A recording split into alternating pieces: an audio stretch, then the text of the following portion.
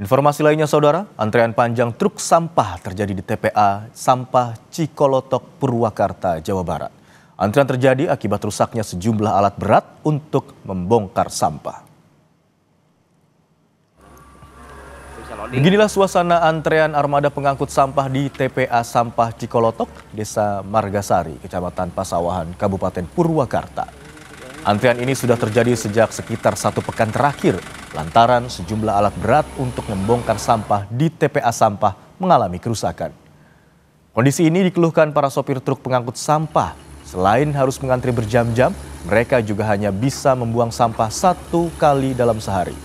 Padahal normalnya, mereka bisa mengangkut sampah hingga 2 kali dalam sehari.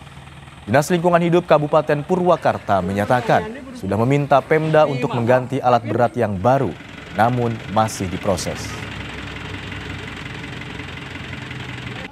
Bekonya mati terus, akibat itu jadi ngantri panjang, Pak.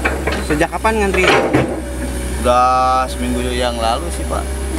Jadi yang aktif satu-satu ya. alat berat.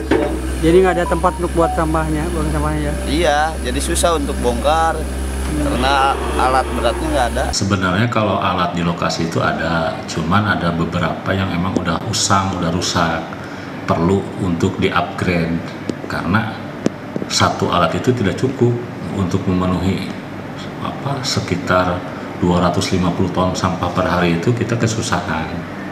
Nah, kalau misalkan ini bisa diselesaikan permasalahan alatnya, mungkin kinerja kita akan lebih cepat juga.